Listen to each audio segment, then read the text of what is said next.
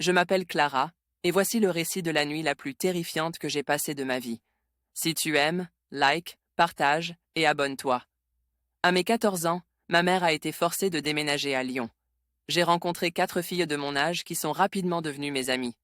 Inséparables, elles avaient l'habitude de se retrouver chaque week-end pour des soirées pyjama pleines de rires et de jeux.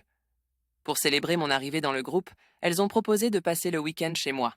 Après avoir demandé la permission à ma mère, elle a accepté avec un sourire fier, ravie que je me sois fait de nouvelles amies.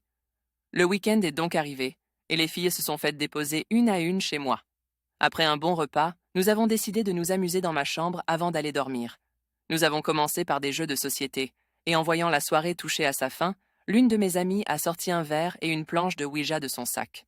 Elles avaient pris l'habitude de terminer les soirées par un léger frisson.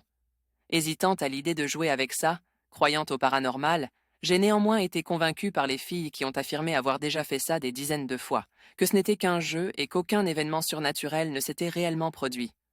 Nous nous sommes donc lancés dans la partie, et au début, tout s'est bien passé.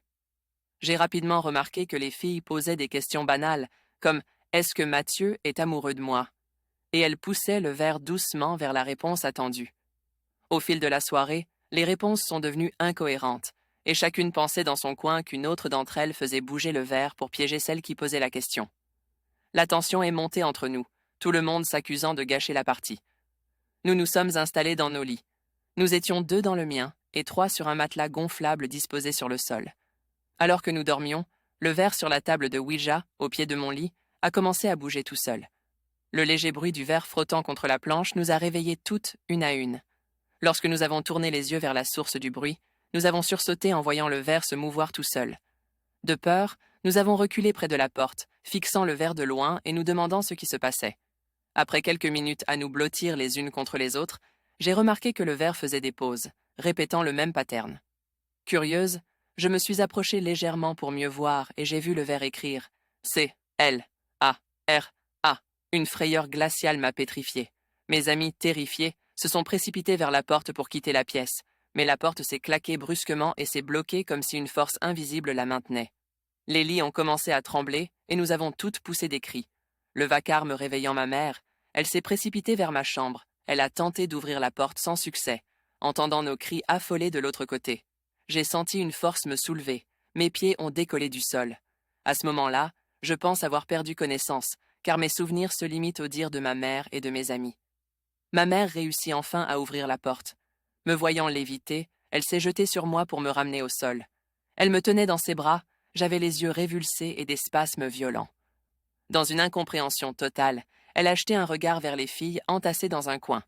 C'est là qu'elle a remarqué la planche de Ouija au pied du lit, continuant à épeler mon nom.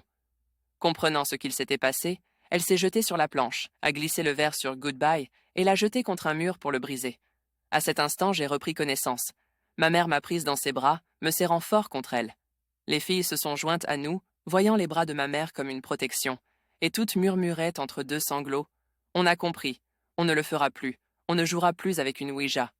Ma mère ne nous a pas fait la morale, voyant que nous avions toutes compris la leçon. Elle a préféré nous conduire dans la cuisine, nous a enveloppés dans des couvertures et nous a servi un chocolat chaud pour nous remettre de cette expérience.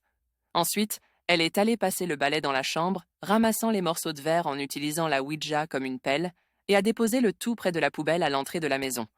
Se rendormir fut très difficile, mais la nuit a été calme, tout était terminé. Au petit matin, nous avons toutes pris notre petit déjeuner, et tour à tour, les parents de mes amis sont venus les chercher. Lorsque j'ai raccompagné la dernière à la porte, je suis passée devant la poubelle et mes yeux ont été attirés par la planche de Ouija encore au sol. Je me suis figée, n'en croyant pas mes yeux. Les morceaux de verre brisés s'étaient regroupés et formaient les lettres C-L-A-R.